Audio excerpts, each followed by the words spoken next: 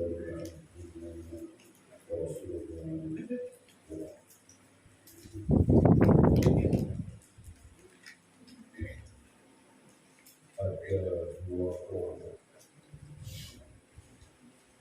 dua golongan terhadap dua golongan diri kaum muslimin disuruh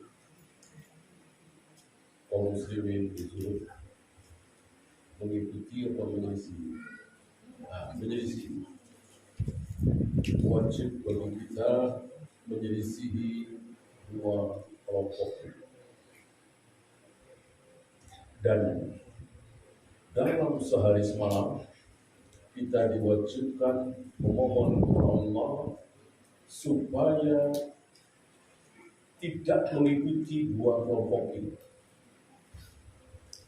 minimal 17 kali dalam sehari semalam.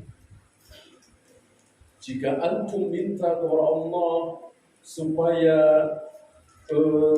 tidak mengikuti dua kelompok ini kok cuma 16 kali, 15 kali, 14 kali, dosa besar.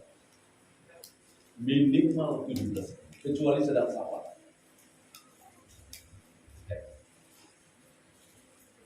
Bagaimana bunyinya? Ihdinas siratal mustaqim. Ya Allah, tunjukkanlah kepada kami jalan yang lurus.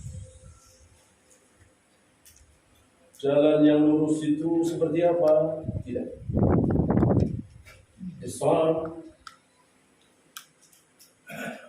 tidak hanya menerangkan jalan yang lurus adalah 1, 2, 3, 4, 5, silahkan amalkan sendiri. Tidak. Tapi Islam lebih menyuruh kepada kita untuk apa?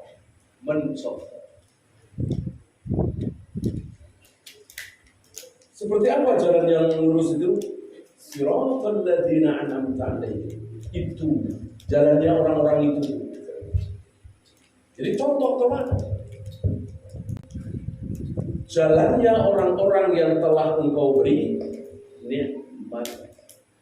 Dijelaskan dalam suratul Nisa bahwa orang-orang yang telah diberi nikmat oleh Allah adalah Rasul dan para sahabat.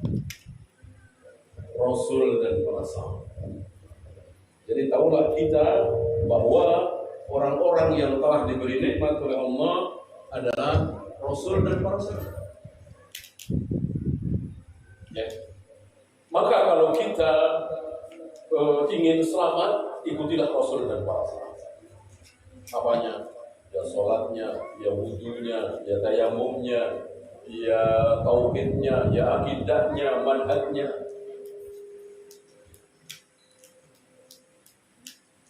Ghairil maghdubi alaihim, bukan jalannya orang-orang yang engkau murkai. Siapa orang-orang yang dimurkai oleh Allah? Dijelaskan langsung lewat lisan Nabi alaihi salatu wassalam, al-maghdubi alaihim al-yahud. Orang-orang yang dimurkai oleh Allah adalah Yahudi.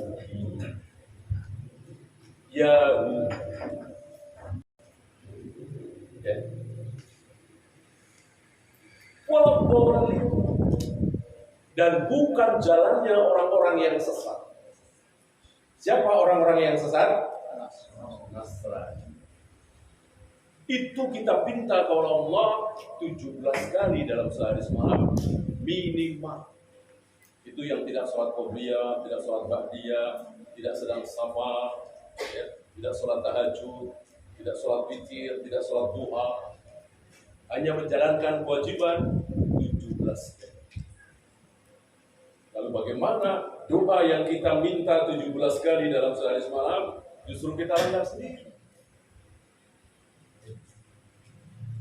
Malah merubah-rubah ayat.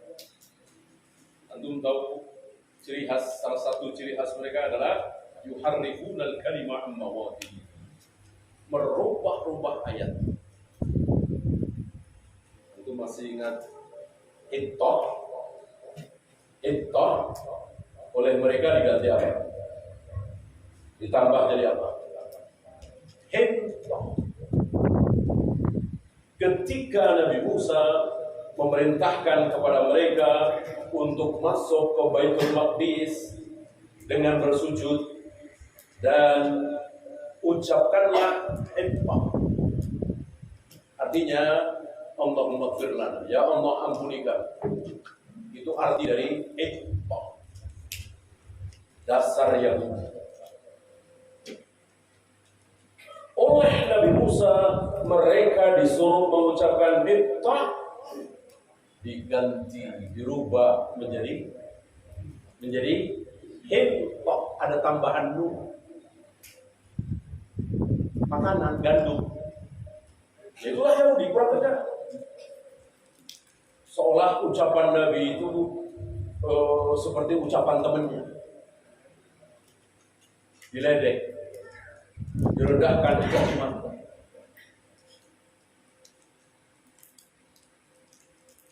Dan mereka disuruh sujud. Masuk ke Baitul Maqdis disuruh sujud. Sujud antum tahu kan? Wajahnya mencium tanah, kemudian pantatnya diangkat. Ya sujud kan seperti itu. Mereka dirubah. Sambil mengucapkan hittah, pantatnya dilekatkan ke tanah, wajahnya ke atas. Dasar Yahudi. Kayak apa ya? Kayak kodok gitu. Kodok itu kan lawan kata sujud ya. Jadi pantatnya ke bawah, kepalanya ke atas. Sujud kan terbalik. Ternyata apa yang dilakukan oleh Yahudi ini ditiru oleh kaum muslimin. Ada sebagian saudara-saudara kita merubah istawa menjadi istawla.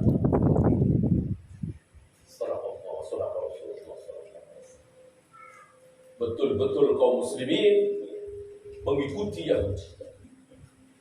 Istawa ar-Rahmanu 'ala al-'arsy istawa, summa istawa 'ala al-'arsy. Bahwa Allah bersemayam di atas arsy.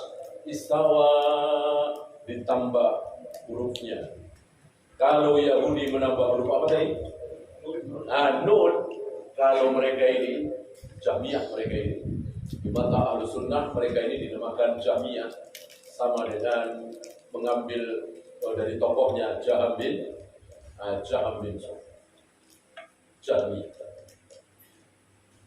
Ditambah huruf istawa diganti dengan istawla, ditambah huruf lam.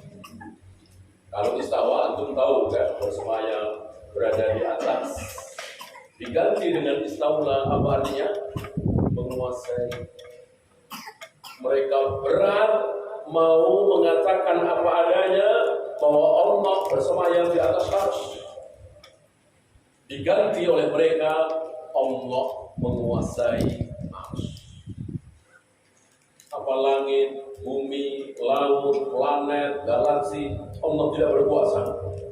Kenapa cuma dikatakan Allah menguasai arsy? Minimal sekali. Allah menguasai seluruh jagat raya alam semesta, bukan cuma arsy. Inilah mereka. Ini pun mirip-mirip Yahudi. Jadi mau menerima apa adanya, apa kata Nabi mereka, sama seperti kaum Jahmiyah. Apa susahnya sih mengatakan Allah bersemayam di atas arsy? Memang ayatnya seperti itu. Ar-Rahmanu 'alal arsy istawa. Apa susahnya mengatakan Allah menciptakan Adam dengan kedua tangannya? Orang ayatnya memang seperti itu. Manaka antas sudah lima khalaqtu biyadayya. Wahai iblis, aku telah ciptakan Adam dengan kedua tanganku. Apa susahnya mengatakan seperti itu? Ayat-ayat ini dibaca oleh Nabi, didengar oleh Abu Bakar, Umar, Utsman, Ali, Zubair, Thalha, Abdurrahman bin Auf dan seterusnya. Semuanya mengikuti apa yang disabdakan oleh Nabi alaihi salatu wasallam, bahwa Allah betul-betul menciptakan Adam dengan kedua tangan.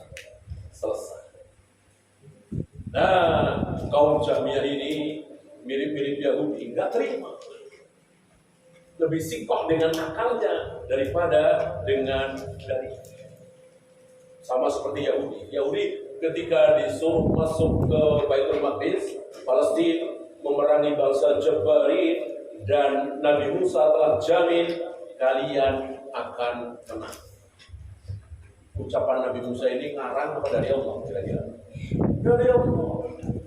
Tidak mungkin seorang Nabi berbicara ngarang. Artinya Allah menjamin kepada orang-orang Yahudi, Bani Israel, bahwa kalian kalau mau masuk ke Baitul Maqdis memerangi bangsa Jabarin yang sangat kuat itu, kalian akan menang. Ini kan dari mestinya kan senang, semangat, antusias mestinya kan. Kalau para sahabat seperti itu, malah dilawan dengan rohyunya, akalnya. Ya Musa, mereka banyak, kita sedikit. Mereka kuat, kita lemah. Persenjataan mereka lengkap, kita apa adanya. Kita baru saja terbebas dari perbudakan Firaun. Lihat, rohyu dipakai, dalil dicoret. Padahal itu kata Allah hanya lewat mulut Nabi Musa, bahwa kalian akan menang. Bukannya disambut dengan semangat, malah dikritisi ayat. Dan akhirnya mereka mengatakan, idhab anta rabbuk, pergilah engkau bersama Tuhanmu sana, waqatilah, perang sana berdua. Inna hauna qa'idun, kami mau duduk-duduk di sini saja. Segitunya ya. Ya, padahal itu dijanjikan. Jadi kalau Baitul Maqdis, Palestina, tanah yang dijanjikan untuk Yahudi, Bani Israel, betul, kawan. Waktu itu bukan sekarang. Waktu itu dijanjikan oleh Nabi Musa, Nabi mereka. Bukannya janji itu, berita gembira itu disambut dengan semangat, malah dikritisi, malah ditolak oleh rohyu mereka. Dengan sebab mereka tidak mau masuk ke Baitul Maqdis berperang melawan bangsa Jabarin, akhirnya Allah hukum mereka. Yatibuna fil ardi arba'ina sana, terombang-ambing di padang tih, di padang pasir selama 40 tahun. Sana pindah lagi sana. Disitulah mukjizat demi mukjizat Allah berikan kepada Nabi Musa alaihissalam. Berjalan di launin awan, ada makanan, mana, salwa, ada mata air keluar dari batu, air, dan seterusnya dan seterusnya. Dan disitulah dalam pengembaraan 40 tahun itulah Nabi Harun wafat. Dan antum tahu apa kata mereka tentang kematian Nabi Harun? Dibunuh Musa. Seorang Nabi dituduh membunuh saudaranya. Ini mulut kotor Yahudi. Ya. Belum yang lain. Nabi Musa dituduh juga melacur. Ya. Bahkan yang lebih kecil dari itu, Nabi Musa dituduh punya kelamin, punya penyakit kelamin, namanya Adam. Ya, gara-gara Nabi Musa tidak mau mandi bareng dengan mereka. Mereka biasa mandi bareng laki-laki dengan laki-laki telanjang bulan. Mungkin waktu itu halal ya, mungkin. Syariat beberapa nabi kan tidak sama persis. Nabi Musa tidak mau. Nabi Musa selalu mandi sendiri, mencari tempat yang seram. Dan kamar mandi mungkin belum ada. Dituduh Musa malu mandi bareng sama kita. Dia punya penyakit cadar. Luar biasa. Oleh karena itu, kalau hari ini mereka tanpa malu-malu membunuh wanita dan anak-anak di Gaza, di rumah sakit dibom, penduduk dibom, ini kecil. Ya. Nabi Yahya, Nabi Zakaria diapain oleh mereka? Dibunuh. Entah berapa puluh, berapa ratus nabi yang dibunuh oleh Bani Israel. Yang Al-Quran jadi saksi.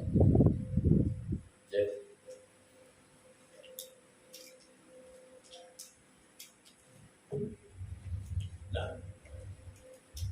karena itu seandainya antum memboikot produk-produk mereka dan mereka kelimpungan mulai sekarang, mudah-mudahan nanti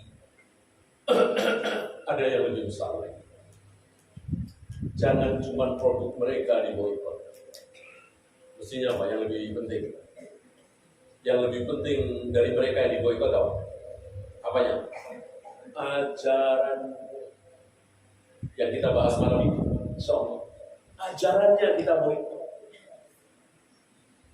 Ajaran Yahudi. Insyaallah antum tahu lah. Yang mengaji madhab, insyaallah antum tahu ajaran Yahudi. Salah satunya yuharrifuna kalimah an mawadhi'i. Merubah-rubah ayat Allah. Maka jangan kita coba-coba merubah-rubah ayat Allah. Aku turun ke langit dunia setiap sepertiga malam untuk mencari siapa yang sedang berdoa akan aku kabulkan, siapa yang sedang mohon ampun akan aku ampuni. Aku turun ke langit dunia setiap sepertiga malam. Jangan dirubah. Sebagian saudara kita merubah. Oh, yang turun bukan Allah, tapi rahmat. Nah, ini merubah namanya. Ini masuk dalam kelakuan Yahudi. Yuharrifuna kalimah an mawadhi'i. Merubah-rubah ayat dari tempat semula.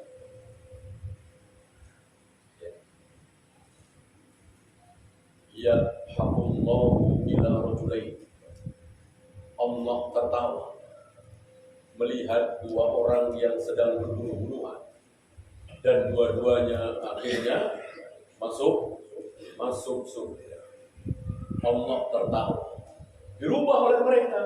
Maksudnya Allah senang, Allah ridho. Padahal yang keluar dari lisan Nabi yadhaqullah, dohika yadhaqu, semua orang tahu. Tertawa itu apa? Semua orang tahu. Dirubah oleh mereka. Lebih sikoh dengan akalnya, nuraninya, otaknya. Gak pantas kalau Tuhan tertawa. Maka diganti. Boleh begitu. Asal Nabi yang pertama kali mengatakan seperti itu. Wahai Abu Bakar, wahai Umar, wahai para sahabatku, di sini memang dikatakan Allah tertawa, tapi maksudnya Allah ridho. Nabi yang bicara, kita terima. Gak ada Nabi berbicara seperti itu. Lebih pintar siapa? Kita apa Nabi? Nabi diam, mestinya kita diam. Jangan ikut-ikutan kelakuan Yahudi. Apa? Merubah-rubah ayat. Dan banyak yang selesai. Dan berani mendahului Allah dan Rasul.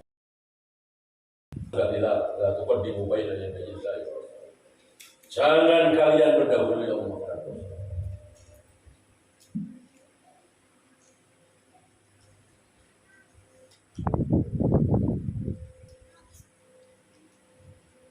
Kita lanjutkan. Terlalu panjang kalau kita bahas tahrif ini ya, berubah-ubah ayat. Kita lanjutkan dari peristiwa hari Sabtu. Ini terkenal, mereka ini berhilang. Ya, lam tabarruk. Apa itu hilang? Tipu muslihat, menipu, seolah mereka sedang menipu Allah dan kaum muslim. Kenapa? Karena dengan berhilang menampakkan mereka sedang taat, padahal sedang berbuat maksiat. Kapan? Hari Sabtu. Antum tahu Allah melarang mereka mencari ikan di hari Sabtu. Ya. Dan Allah uji mereka. Hari Jumat, hari Sabtu, hari Ahad, hari Senin, hari Selasa, sampai hari Jumat, hampir-hampir tidak ada ikan. Begitu hari Sabtu melimpah ruah. Ya, namanya juga ujian. Ya. Namanya juga ujian. Antum kalau diuji seperti itu harus kuat.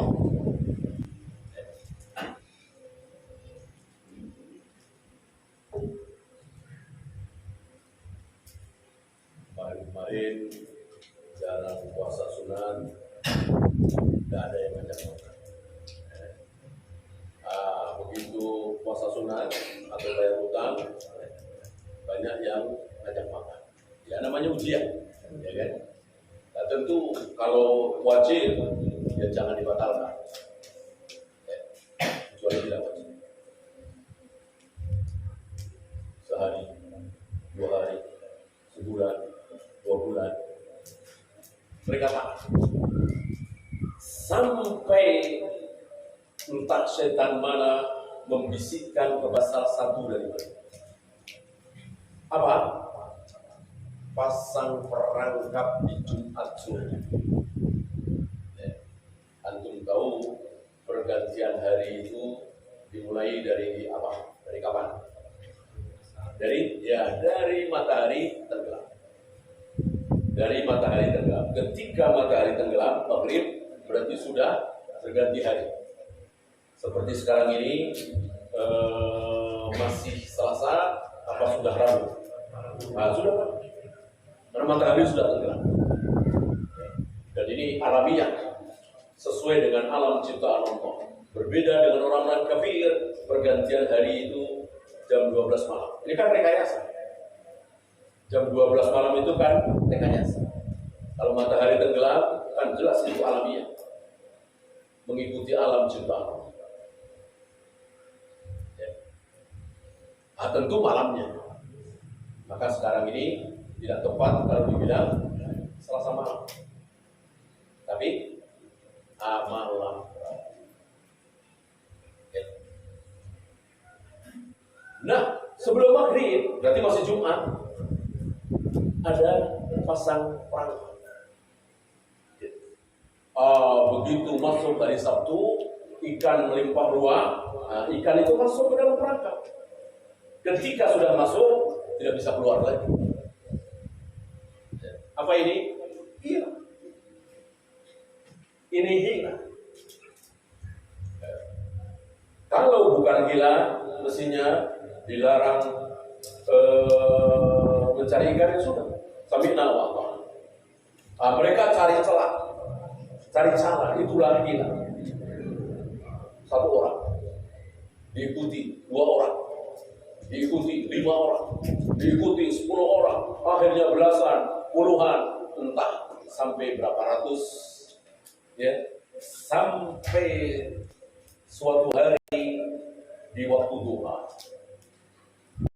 Mungkin kira-kira jam 8, jam 9 kata kita ya.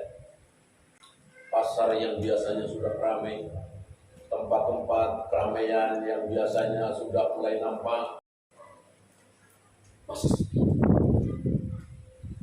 Jendela-jendela rumah, pintu-pintu rumah masih banyak yang tertutup.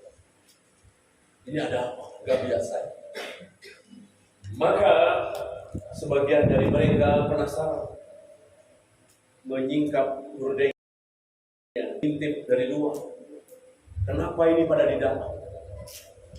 Ternyata di dalam rumah itu sudah tidak ada manusia.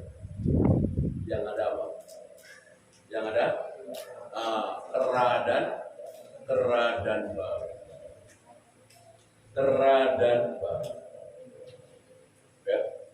Gara-gara berhilang, gara-gara bermaksiat kepada Allah, tapi dibungkus taat, hilang. Kalau mereka di hari Sabtu sengaja mancing, sengaja ngejar-ngejar ikan, itu bukan hilang, ya betul-betul maksiat. Ya, ini hilang. Seperti sebagian saudara-saudara kita, kalau Bapak pinjam ke kami 1 juta, kembalinya 1,3. Ini bukan hilang, ini terang-terangan riba. Jelas dosa, haram. Nah, ada sebagian saudara-saudara kita yang sama riba juga, tapi pakai riba. Dia nanya, emang Bapak pinjam 1 juta, mau buat apa? Oh, dijawab, saya mau buat handphone. Oh, gitu. Ya sudah, nanti beli handphonenya sama saya, sama kami, sama BMT kami, sama Bank Syariah kami. Berapa? 1,3. 1,3, nanti dicicil. Apa ini? Ini hilang. Ini hilang. Apa bedanya dengan yang tadi? Kalau yang tadi terang-terang, kalau Bapak kembali kepada kami 1,3, dicicil tiap bulan 100.000 misalnya, ya, selama 13 bulan. Ini terang-terangan riba. Kalau yang ini nggak hilang. Bank kami bank syariah, BMT kami BMT syariah, nggak pakai praktek riba. Bagaimana caranya? Ya Bapak pinjam 1 juta buat apa? Ya tadi buat beli handphone. Handphone itu harga 1 juta, semua orang tahu. Handphone itu harga 1 juta. Cuman kalau si Bapak ini tidak bisa beli cash, maka bisanya nyicil 1 juta, 100.000, gitu ya. Nah, sama BMT ini karena merasa syariah tidak ada riba, maka beli ke kami 1,3. Nanti nyicil 100.000 selama 13 bulan. Apa bedanya dengan yang pertama?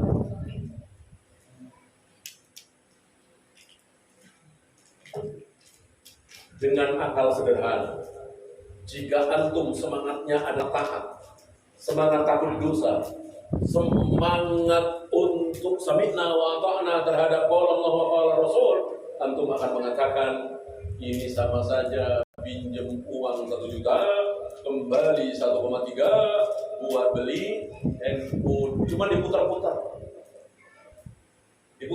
sebenarnya. Itu kalau antum semangatnya semangat taat, semangat takut dosa. Beda dengan Yahudi. Yahudi semangatnya bukan semangat taat, semangatnya bukan semangat takut dosa, tapi hilang tadi. Gimana caranya supaya terkesan halal? Maka jadilah seperti itu. Ya. Tapi bagi antum yang barangkali tidak punya semangat taat, atau mungkin terkena syubhat, ya apa salahnya? Apa salahnya? Kan si BMT jualan handphone, kami beli, jangankan 1,3, 1,5 juga boleh, 1,6, 1,7 juga boleh. Kenapa? Mana letak haramnya di mana? Letak kesalahannya di mana?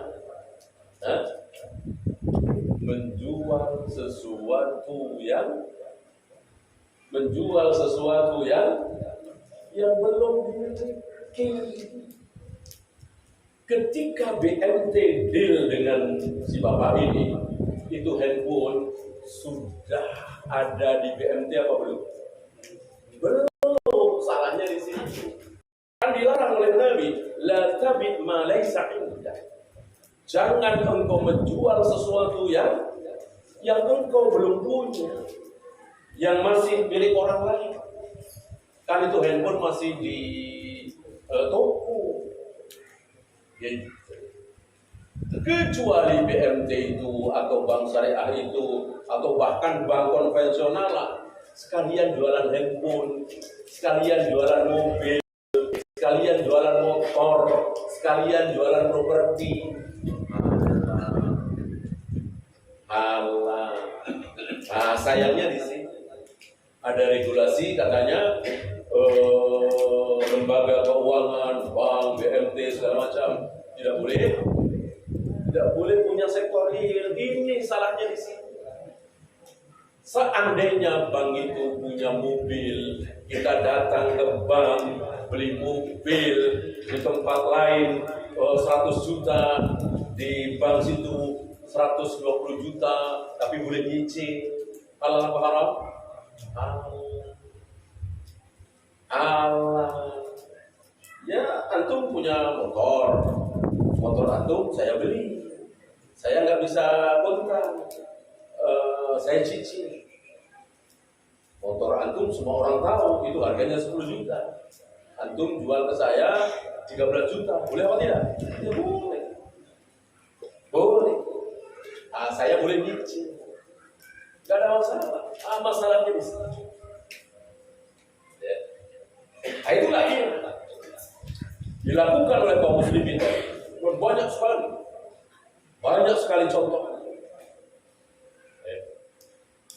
Ada lagi yang begini, nanti kalau sudah sampai Jeddah, ya nggak usah pakai pakaian yang perang. Gitu. Walaupun sebelum mendarat ke Jeddah sudah melewati mikot atau belum? Sebelum mendarat ke Jeddah, kalau kita dari Jakarta, dari Indonesia, sebelum mendarat ke Jeddah sudah melewati mikot atau belum? Sudah. Antum tahu siapapun yang mau haji, mau umrah, ketika sudah melewati mikot wajib memakai pakaian ihram.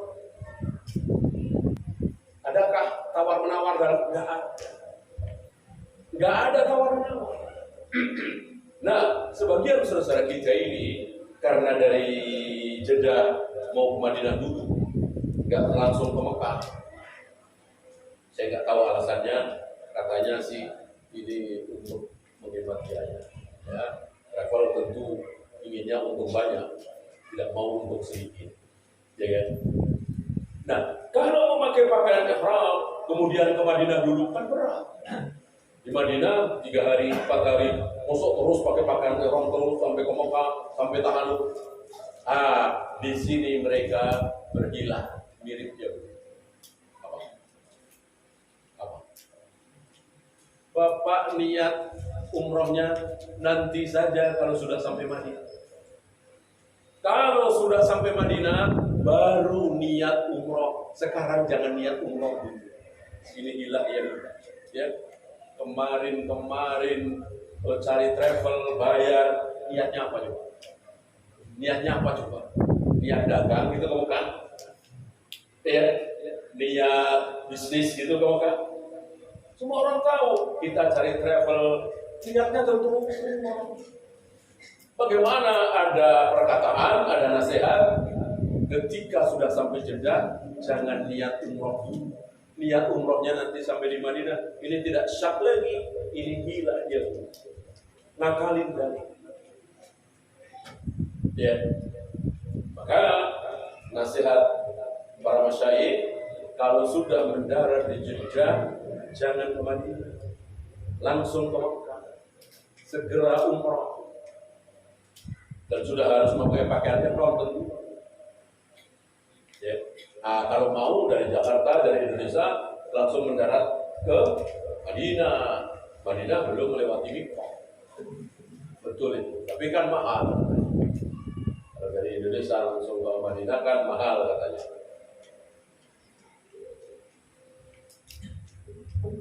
Ini bilang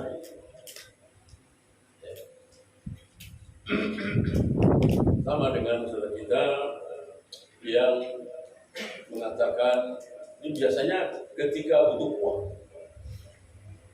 butuh uang banyak, sementara tentu orang nggak mau minjemin dengan sukarela, pinjam 1 miliar kembali 1 miliar, tentu mau tambah, tapi kan riba.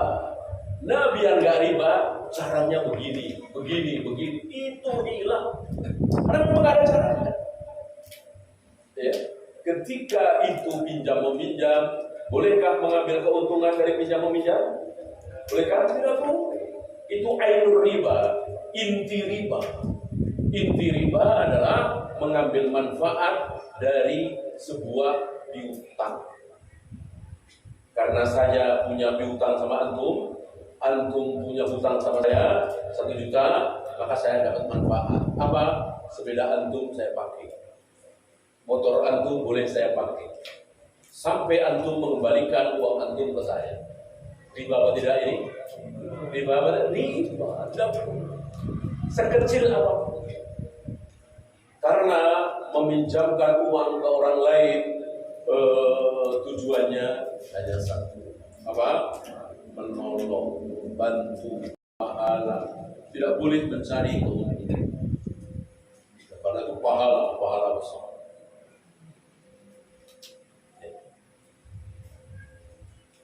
Ya, saya lanjutkan.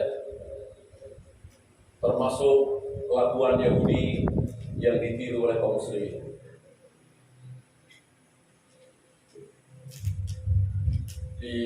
Banyak yang di zaman Nabi belum ada. Kalau tadi kan sudah ada. Ada yang di zaman Nabi belum ada. Dan itu kelakuan Yahudi. Ditiru oleh kaum muslimin.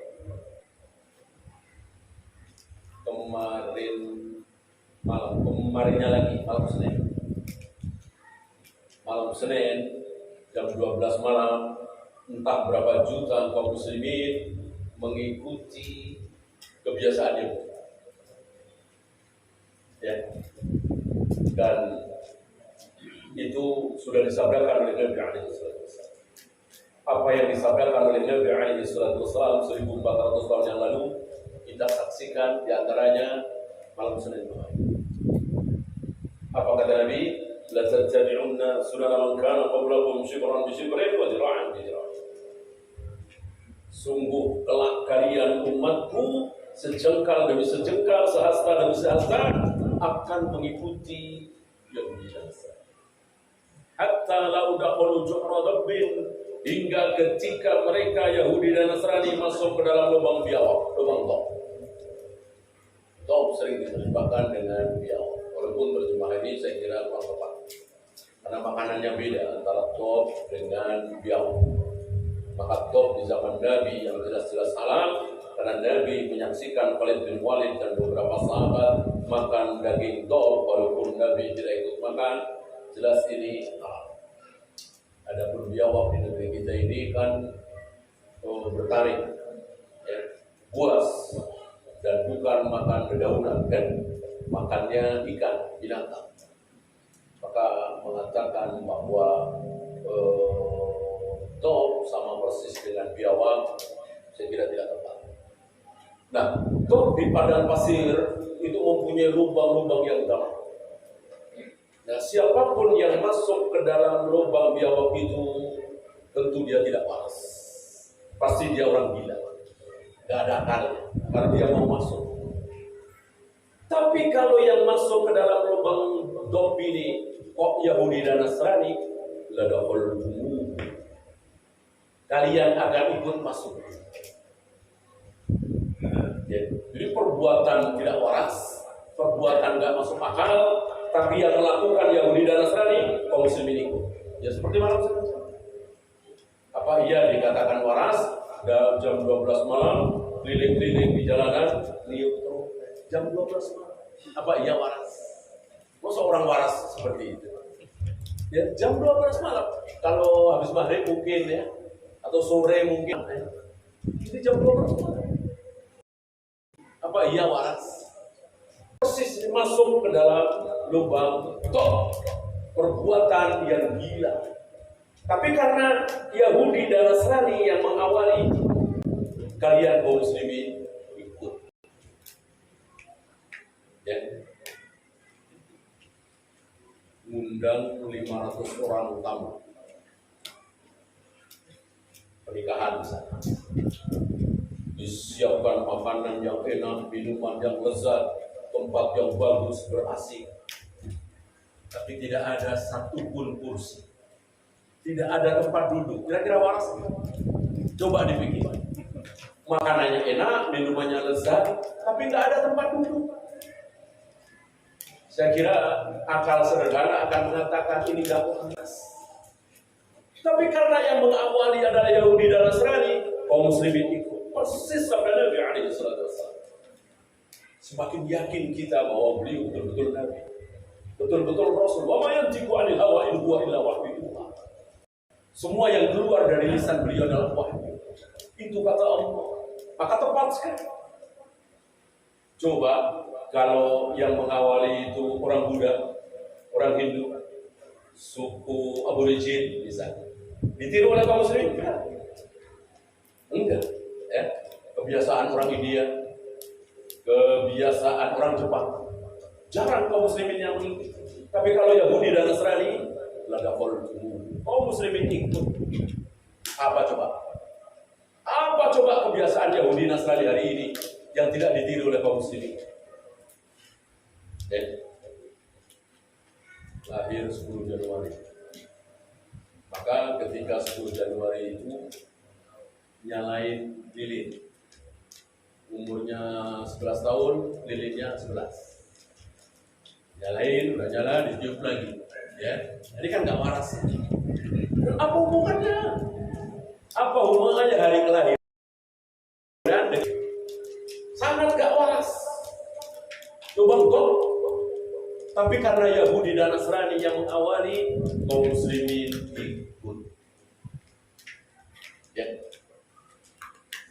Ada orang mati, ada tokoh meninggal, ada pemimpin meninggal, maka benderanya turunin setengah tiang. Ya, coba apa hubungannya coba? Akal dari mana? Ya, tidak masuk akal. Kaum muslimin punya doa Allahu warahmatullahi. Kaum muslimin punya cara sholat mayat. Ya, kalau belum disolati bisa sholat gaib. Itu cara kaum muslimin. Ngapain nurunin bendera setengah? Gak masuk dia. Betul-betul tidak waras. Tapi karena dilakukan oleh Yahudi dan Nasrani, kaum muslimin ikut. Mana coba negara yang tidak mempraktekkan setengah tiang itu? Dan mungkin Saudi ya. Kalau tidak salah waktu Raja sebelum Salman ya, Raja Fahad atau siapa itu meninggal ya. Di PBB kan pada diturunin setengah tiang. Kecuali Saudi.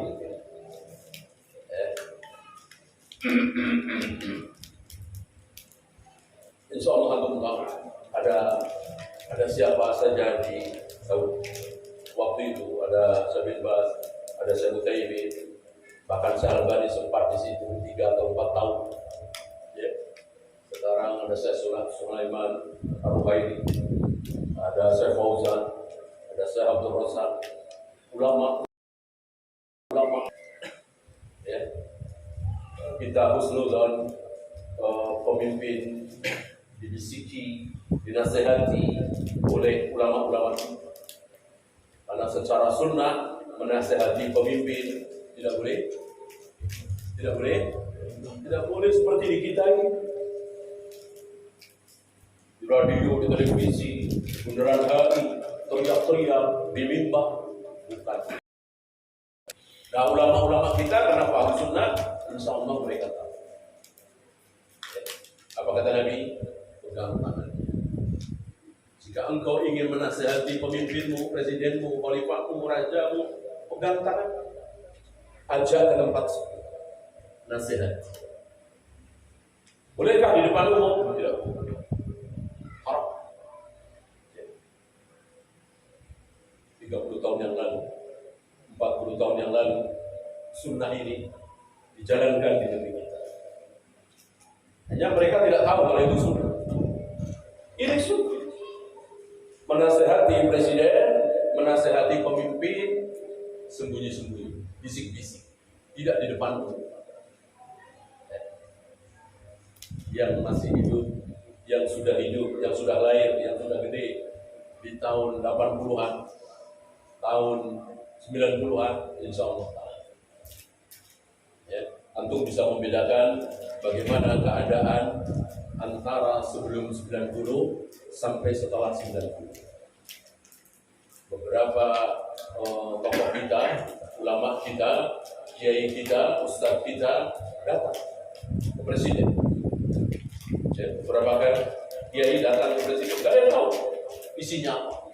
Tidak seperti hari ini, sok-sokan presiden dicaci maki, dijelek-jelekkan. Hari itu kan tiba-tiba langsung keluar kebijakan setiap libur panjang harus pesantren kilat, ya, harus belajar ngaji. Jangan sampai lulus SD nggak bisa baca Al-Quran. Insya-Allah aku ingat itu ya. Ayat itu. Sudah masuk Isya? Silakan ada dulu.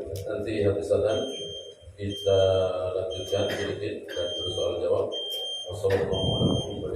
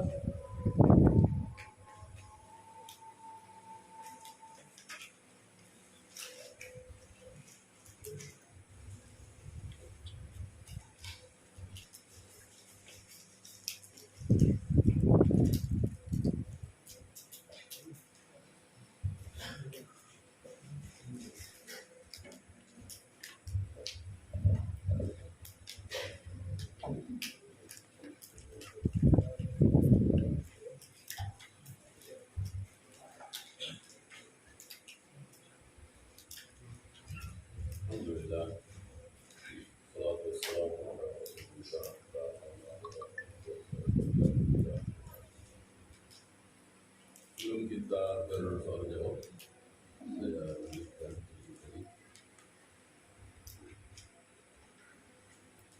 ada satu atau mungkin hanya ada satu, hanya ada satu kelakuan Yahudi yang tidak ditiru oleh kaum muslimin.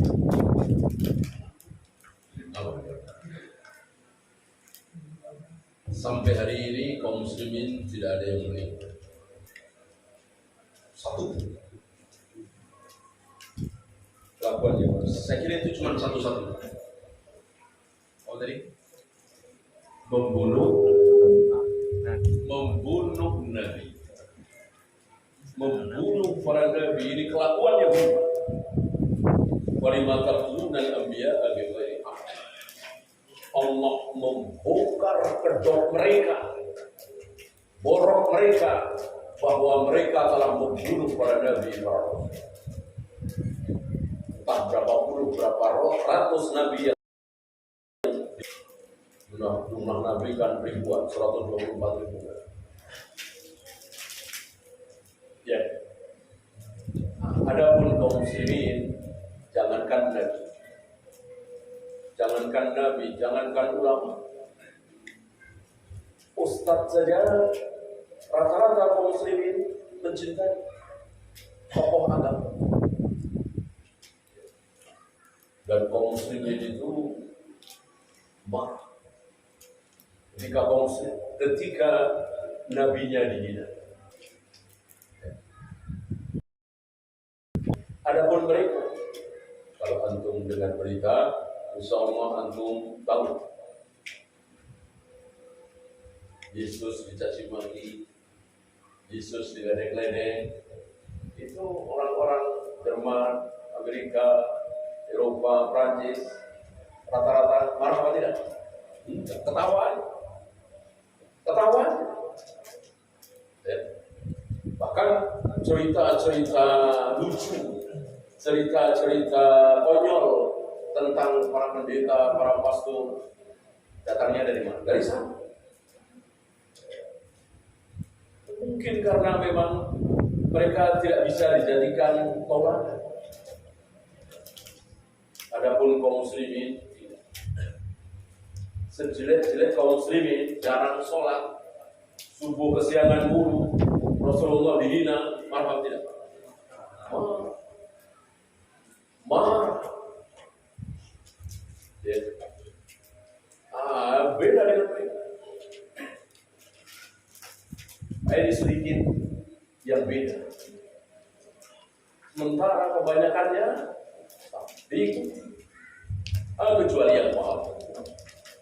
Antum yang ngaji, belajar manhaj, akidah sahihah, tahu tentang tauhid rububiyah, uluhiyah, asma wa sifat, insyaallah tidak akan ikut-ikutan Yahudi dan Nasrani. Nah, manhaj itu seperti antum jadi tahu. Kata Nabi, sekali-kali sholat pakai alas kaki. Mungkin sholat di lapangan, berfitri, belajar, atau sholat mayat, untuk menyelisihi Yahudi dan Nasrani. Kata Nabi, mereka kalau sholat tidak mau pakai alas kaki. Ya. Dulu masih banyak dari mereka yang sholat, sekarang mungkin sudah tidak ada, atau mungkin sedikit sekali. Ya. Apalagi mereka kalau puasa tidak pernah. Mereka puasa dulu ya. Kutiba alaikumus syiyam kama kutiba alal ladzina min qablikum. Diwajibkan kepada kalian berpuasa Ramadan sebagaimana diwajibkan umat-umat terdahulu sebelum kalian. Dari ayat ini kita yakin betul bahwa Yahudi puasa, Nasrani puasa, para nabi, para rasul, Nabi Musa, Nabi Isa mengajarkan puasa dan mereka berpuasa. Sekarang sudah tidak. Nah, dulu di zaman Nabi Muhammad SAW, Yahudi Nasrani yang masih puasa tapi tidak pernah makan sahur. Maka Nabi sangat menganjurkan agar kita semua kalau puasa makan sahur. Walaupun mungkin bukan rumah, cuman air, cuman susu, ini bagian dari sunnah Nabi SAW.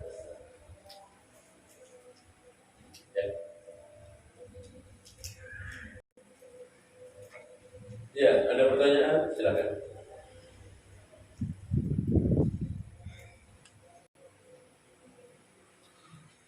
Dan ciri khas mereka ini berilmu ya. Yahudi ini berilmu, tapi ilmunya tidak diamal. Kecuali yang menguntungkan dunia mereka, mereka amalkan. Tapi kalau menguntungkan akhirat, mereka tidak amalkan. Karena kecintaan mereka terhadap dunia ini luar biasa. Kecintaan mereka terhadap akhirat hampir-hampir tidak ada. Bahkan mereka berhayal menginginkan hidup 1000 tahun. Mereka itu begitu cinta terhadap dunia. Berbeda dengan para nabi, para rasul, para sahabat mencintai akhirat. Sampai-sampai mereka pernah mengatakan begini. Coba tanyakan kepada Muhammad tentang ruh. Kalau dia jawab ruh itu begini, berarti dia bukan nabi. Tapi kalau dia diam saja nggak mau jawab, berarti dia nabi. Ini ucapan orang yang berilmu. Dan betul ketika ditanyakan kepada Nabi SAW tentang ruh, beliau diam. Beberapa lama, beberapa hari baru turun ayat. Yas'alunaka 'anil ruh. Qul ruhu min amri rabbi. Wa ma utitu min al-'ilmi illa Allah yang tahu. Ada pertanyaan?